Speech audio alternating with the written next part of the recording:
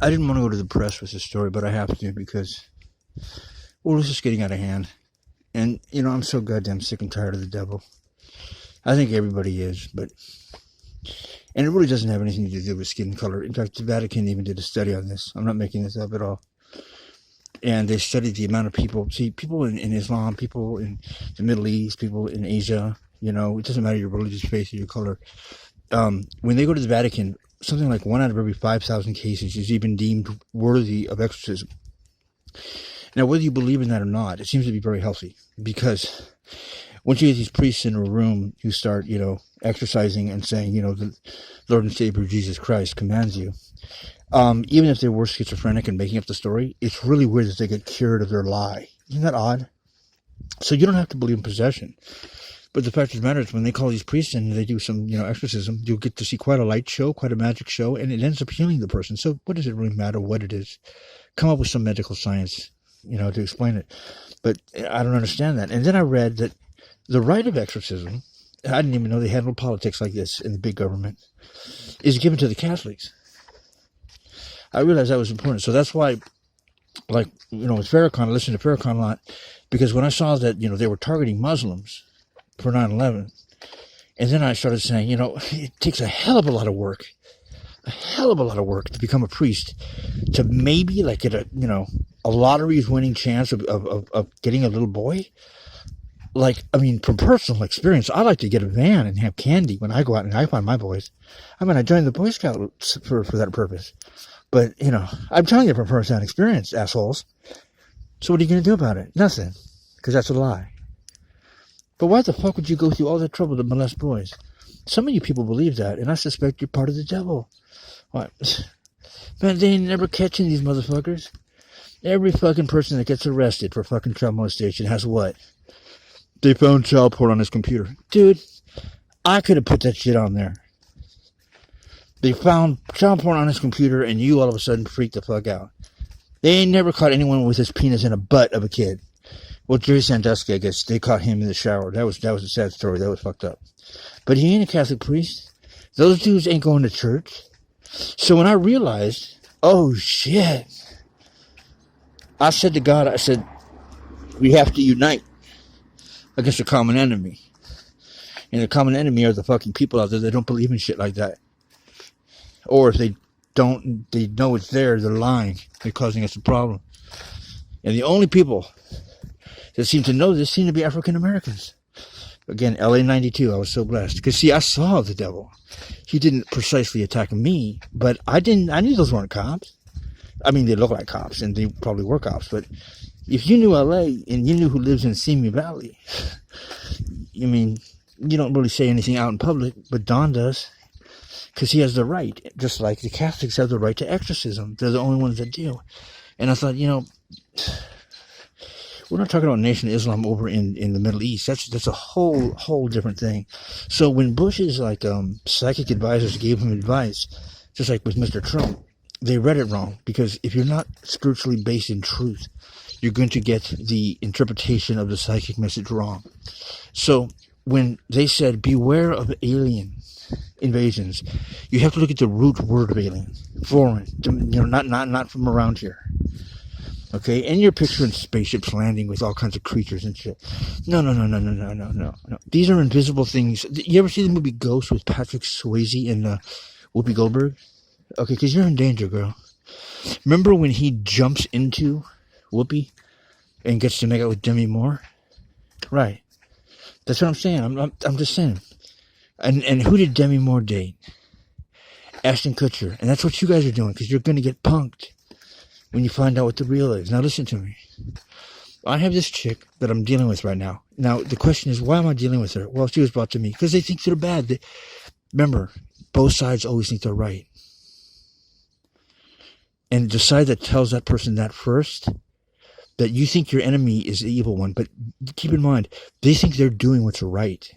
And even when you tell them that they're wrong and you explain to them that they're wrong, they keep going on and on with it. So this beastly woman, who's the ex-boyfriend of a guy who just passed away of heart failure. And, I dealt with him a lot. He would start a lot of shit. He was extremely racist. But he was an okay guy. When we got we got into a couple places in my own house. The guy shocked me, and he's known for punching people out. He never hit me in the head. He punched me twice in the chest. But anyway, so he does have heart failure, and his girlfriend or ex-girlfriend, keeps kind of fucking with me, like playing games, and I can tell she's trying to test. The devil has her hostage, and I'm like, okay, whatever. And she lies a lot. She tells white lies, and I was like, don't you realize that black lives matter, but white lies do too?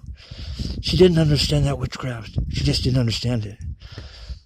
But her biggest thing that she does is she claims she got pregnant, and I don't disbelieve her as much as the baby doesn't look anything like the father, and the father was actually sent to come kill me. He's in prison right now for 18 years. Now listen, what did I just say? I said white lives matter, okay? Black lives matter. So if I'm lying to you about what I'm telling you, that means I'm fucked. At the very least, Don can shut the fuck up because we proved him lying. So I welcome you to prove me lying. This guy comes over to me, as I knew he would, and says, my girlfriend, who is now, the boyfriend of this girl that now has been harassing me, or we're having a record on her, says, and he has a gun, I'm going to kill you. I said, I know. I said, do you realize who set you up for this? She's lying to you. And I broke down to him everything that I knew that bitch said. It's not her fault. It's not her fault. I'm not saying it to her as a specific person. Because see, these women and these guys go, oh my God, this happened to us. This man did this and did that. No. Yeah, but we're not blaming you. We're blaming that power that you bow down to. Or kneel to, dare I say. Now check this out. Her big claim to fame now is the guy who's actually in prison for guns. And he had a gun with him and he said he was going to kill me. But he didn't kill me. Once I explained to him and talked to him and he listened, he knew who I was. So we became friends. This very much aggravated people. Because they're like, well, he did this and he did that. Don't you know who that guy is? And I mean, I'm like, yeah, I know who he is. He's a victim. And he was paranoid as fuck. He thought everyone was trying to get him. That's why he always had a gun. I said, don't carry a gun with you. You're going to get pulled over. Because you know how the devil works. So check this out. She is still insistent now that he's in prison that at one point he socked her in the face so hard that, according to her, the ambulance people who were called told her that if he had hit you any harder, you would have been dead. And that he has a warrant out for his arrest because of this incident, although the police never showed up, just the ambulance. And she reiterates this over and over and over again to people. So I feel sorry for her because she's being forced to do that because she knows it's not true. Or, as I've been saying, her mind was wiped. You don't believe that shit, but it's true. Now, how the fuck would I know? Who the fuck am I? You don't understand women, Dawn. You don't understand them at all. No, I do. Because the whole time that happened, something like Mandela effect went on. And her ex-boyfriend, who knew that this guy was dating her, came to my house on a morning. This is about 2 years ago in the summer. And he told me this. And I was irate. He goes, why are you hanging out with so-and-so? Do you not know what he did? He hit her and he almost killed her last night. I'm like, you're kidding me. And I was legitimately shocked. I was like, holy shit, dude. And he's a big guy. I'm like, I fell for the bait. I said, I knew it, dude. He's a big muscular guy. He fucking, he's Mexican, which is why they targeted him. I guess he is that type of guy. He's the type of guy to be really possessive. I bet he did fucking punch her, dude. That's crazy. So he's telling me this whole thing. He's like, yeah, so you shouldn't hang out with him and this and that. I'm like, oh man, that's just crazy. That's insane. Now, they weren't talking to each other at the time, but apparently they got their times mixed up on when they were going to come tell Don this. Because he left after that. And on a fluke, see, she was going out with this guy that supposedly punched her. They didn't know that he had come by here. They knew that they had to get their story to Don, but they didn't know he came by first. And they had their days wrong. So they come by here, and there's nothing wrong with her. They're in a lovey-dovey mood. They're sitting on each other's laps and kissing. There's nothing wrong with their face. And I'm looking at her, and I was about to say, like, hey, homie, I just heard that you punched her. But I'm thinking the other guy's got to be lying, right? Like, you clearly were not punched, and you guys are all in this lovey-dovey mood. I don't understand what's going on here. Now, I never said that. I guess that's a lie.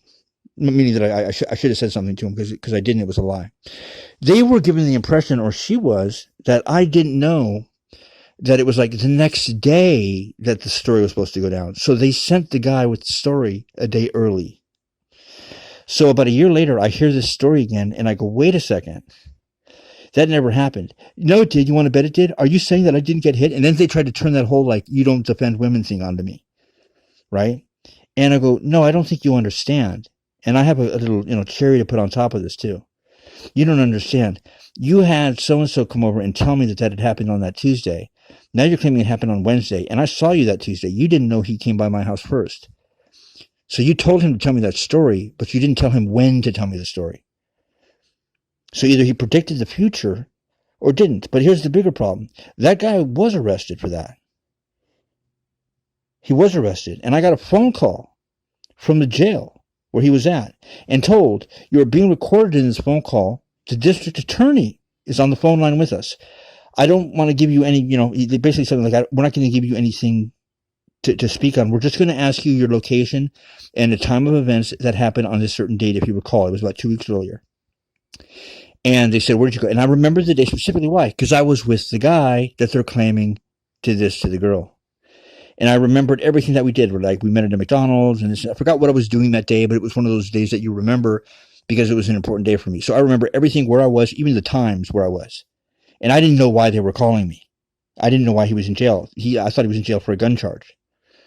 It turns out the district attorney was questioning me because they wanted to see if my story, without him being able to ever talk to me because he got arrested, was perfectly, word for word, 100% accurate to what he was saying. Now, I'm not saying that proves he was innocent, but they did do that. And he was released right after that. Now, this chick doesn't know that. And I've told her, the DA called me and asked me about that day, and you know that you had your homeboy tell me the story the wrong day, that he did that. So I'm sorry, I don't believe you. And so then I get all this, you don't believe me? And he hit me. He did not hit you. And another reason I believe that is because he has lots of other women friends that she doesn't know about. And they clearly don't like him because he's a wife beater or something like that. He's not that kind of guy. He's the type of guy you call when women get beat. Exactly. And those are the guys they target, just like me. So when you see Black Lives Matter, you better understand that there is a flip side to that. There's a two-sided coin here. And that's that white lives matter. And if that's the case, then you're all going to go up shit creek. Now, what are you going to do to me about it? You set me up with all kinds of shit. What are you going to do to me? You going to take my money again? You going to take $172,000? You going to take my mom? You going to take my mom's house? What are you going to do? You going to take my drugs? You going to try to take my leg? You going to try to poison me? You going to try to put me in the hospital? You're running out of options, aren't you? See, God hired the right guy because the only thing I have left is my life. But you won't take that from me. And you know why, right? You know why now? That's exactly right. Because that wouldn't be punishment, would it? So there, I put it into a syntax that you can fucking understand. And I don't give a fuck who sees this. Just like on Oprah. That's why God hired the right dude. So you better run for your asses because it comes back times 3 when the boomerang comes back upon you. And don't say I didn't warn you because that's part of the rule. What, you have to tell them ahead of time. They're not going to believe me. I know, but the rules of this game are that you have to pre-announce any kind of attack even, let alone any kind of, it's going to come back to you. And they just dismiss you and on and on and on. And so I have almost like a Miranda rights. I read it to them every time. I said, at least be advised that I have told you what I have just told you. And in your final hour of judgment, I will be your only witness. They laugh at you. I go, trust me, I will be your only witness. As God is my witness that I'm standing here before you and telling you this now. I have it memorized like the back of my hand. And God is going to give you the back of his hand when the hour comes. Now, you don't have to believe that. But then again, check the technique, check my record. If I say snails are going to fly tomorrow, they'll fly tomorrow. Not because I said it would happen, but because I said it would happen. Do you understand what I'm saying?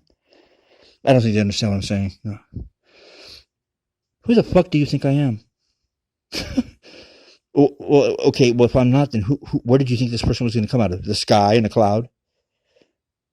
It was right in front of your face, you stupid sons of bitches.